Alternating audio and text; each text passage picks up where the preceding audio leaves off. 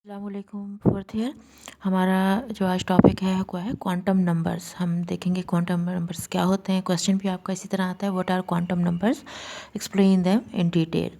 पहले आप देखेंगे क्वांटम नंबर असल में क्या है। नंबर्स हैं कुछ जो क्या कर रहे हैं, इलेक्ट्रॉन जब एटम के गिर्द मूव करता है तो उसकी कुछ स्टेट्स होती हैं, कुछ उसकी कंडीशंस होती हैं, वो उसको डिस्क्राइब करते हैं। These are the set of numbers which completely describe the state of electrons in an atom.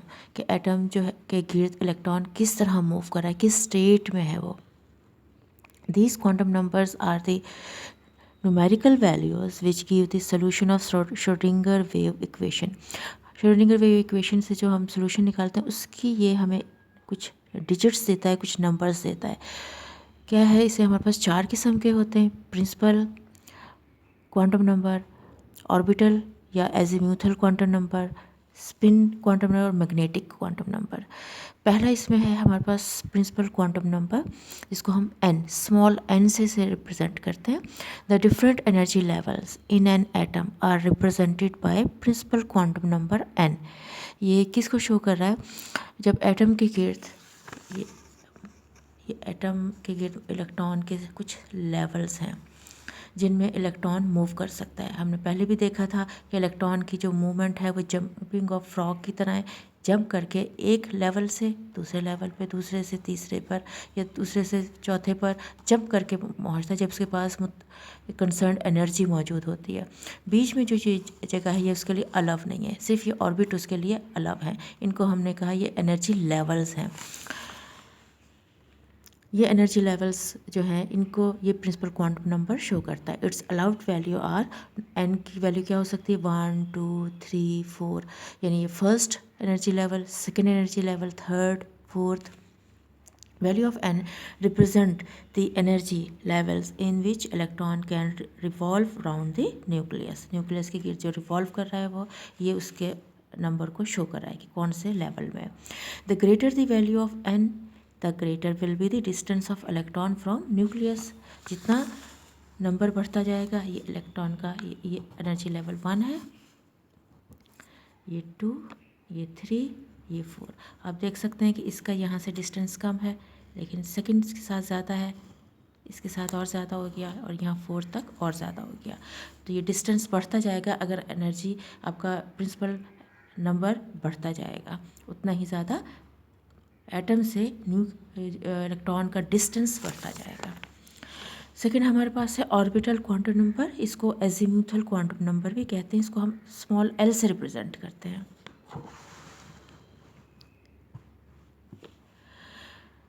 ये कैसे दिखाया गया, spectrometer of high resolving power.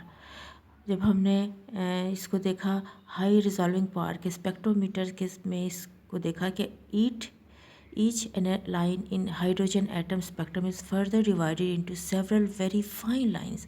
सबसे सिंपल हमारे पास हाइड्रोजन एटम होता है एंड 1H1, यानी उसमें 1 प्रोटॉन 1 इलेक्ट्रॉन। एक इलेक्ट्रॉन की हमने इसका स्पेक्ट्रम देखा, बड़ा फाइन लाइन्स फॉर्म हुई थी। जब उसको हमने हाई रिजॉल्विंग पावर में देखा तो देखा कि वो लाइंस असल में मज़ीद छोटी छोटी और लाइंस जो थी वो मर्ज होकर बनी थी। To explain this it is suggested that each energy level is further divided into sub levels. असल में जो वो लेवल था वो और बहुत सारे सब लेवल को मिल के वो लेवल बना हुआ था। So orbital quantum number L is use to represent these sub levels. ये जो पहला एनर्जी लेवल था इसके अंदर और मज़ीद सब लेवल्स हो सकते हैं। उन सब लेवल्स को कौन शो करता है, ऑर्बिटल क्वांटम नंबर या एजीम्यूथल क्वांटम नंबर, जिसे हम स्मॉल एल से रिप्रेजेंट करते हैं। और इसकी वैल्यू कहाँ से शुरू हो सकती है, 0 से। ठीक है, लेवल हमारा 1 से शुरू हुआ था, n तक जा रहा था, लेकिन l जो है हमारे पास 0 से स्टार्ट होगा और n-1 तक जाएगा। अगर इसकी वैल्यू 4 है तो ये यहाँ 3 तक जा सकता है। अब सब लेवल में have shape depending upon value of L, कि उसकी क्या वैल्यू होगी 0 से लेके आगे तक। जिस तरह उसकी नंबर चेंज होता जाएगा उसी तरह से उस सब लेवल की शेप चेंज होती जाएगी। ओरिएंटेशन जो इलेक्ट्रॉन की मूवमेंट की वजह से फॉर्म हो रही है वो शेप चेंज होती जाएगी। इट मे बी स्फेरिकल, यानी अगर एल आपका 0 हो, सब लेवल अगर 0 हो तो उसका जो ओरिएंटेशन बनेगी वो स्फेरिकल बनेगी।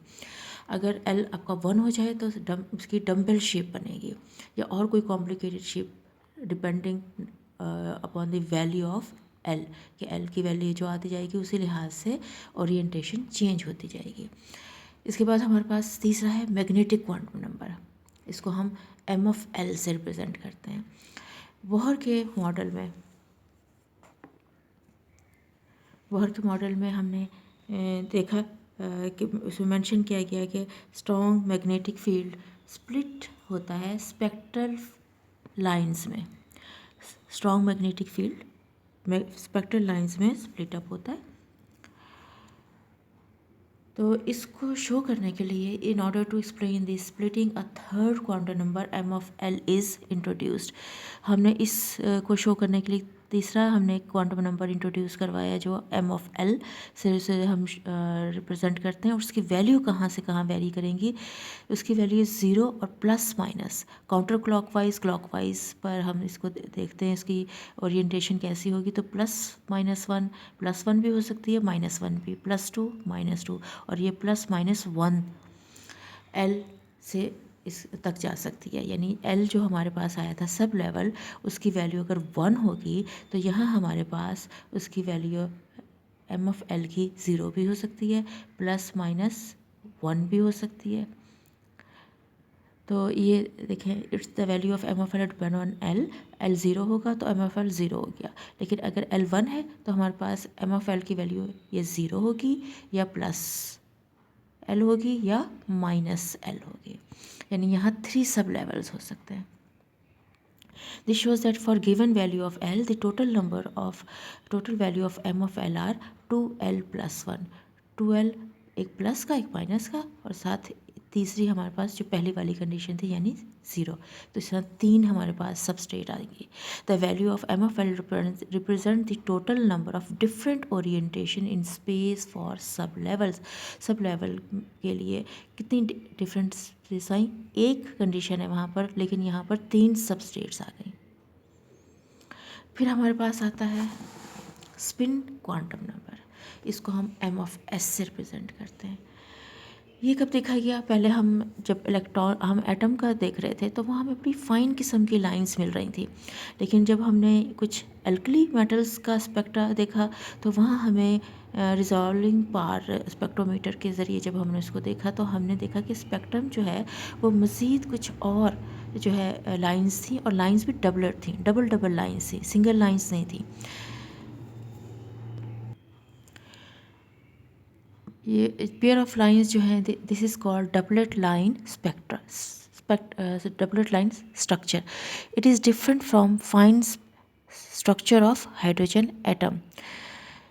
जैसे आप रोड्स देखते हैं, डबल रोड होती हैं, उसमें 2 आपके पास रोड साथ साथ होती हैं। बज़ाहिर वो एक रोड है लेकिन अंदर से आप देखें तो वो एक तरफ जिस डायरेक्शन में जो ट्रैफिक जा रहा होगा दूसरी साइड से उसके अपोजिट ट्रैफिक आ रहा होता है।